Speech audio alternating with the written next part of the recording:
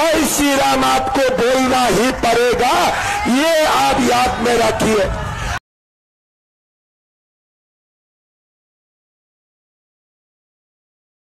কিছুদিনৰ পৰা এটা কথা আমি লক্ষ্য কৰিছোঁ, আমাৰ অসমৰ মুখ্যমন্ত্ৰী ডক্টৰ হিমন্ত বিশ্ব শৰ্মা ডাঙৰীয়াই তেখেতে এটা কথা আমি কোৱা লক্ষ্য কৰিছোঁ। কথাটো হৈছে যে আপোনালোকে যদি ভাৰতত বা অসমত থাকিব বিচাৰে তেনেহ'লে আপোনালোকক জয় শ্ৰীৰাম ক'বই লাগিব।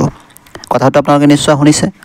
আৰু কিছুমান কথা আমি ইতিমধ্যে লক্ষ্য কৰিছোঁ যে অসমৰ যি ৰাজনীতি কৰাক লৈ মুখ্যমন্ত্ৰী মহোদয়ে অকল মিয়াক লৈহে ৰাজনীতি কৰি আছে। কিয়নো মুখ্যমন্ত্ৰী মহোদয়ে অপেনলি কৈ আছে যে আমি মুখ্যমন্ত্ৰী থকালৈকে বা আমাৰ চৰকাৰ থকালৈকে মিয়াসকলক শান্তিত থাকিবলৈ নিদিওঁ। এইটো কেনেকুৱা ধৰণৰ কথা আপোনালোকে লক্ষ্য কৰক। আৰু এইটো ৰাজনীতি নহয়নে আপোনালোকে চাব কথাটো। কাৰণ অসমত অকল মিয়া নহয়, অকল হিন্দু নহয়, মানে সকলোৱে থকাৰ এটা অধিকাৰ আছে।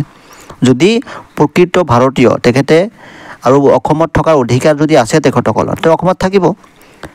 কিন্তু মুখ্যমন্ত্ৰী মহোদয়ে যেনেকৈ কৈ আছে যে অসমত মিয়াসকলক শান্তিত থাকিবলৈ নিদিওঁ, এইটো কেনেকুৱা ধৰণৰ কথা। এই কথালৈ আমি গৰিহণা দিছোঁ। আৰু এটা কথা লক্ষ্য কৰিব, মুখ্যমন্ত্ৰী ডাঙৰীয়া অসমত থাকিবলৈ হ'লে, ভাৰতত থাকিবলৈ হ'লে জয় শ্ৰীৰাম ক'বলগীয়া তেনেকুৱা কোনো নিয়ম নাই। এইটো নিজৰ ব্যক্তিত্ব, যদি ক'ব বিচাৰে নিজে ক'ব,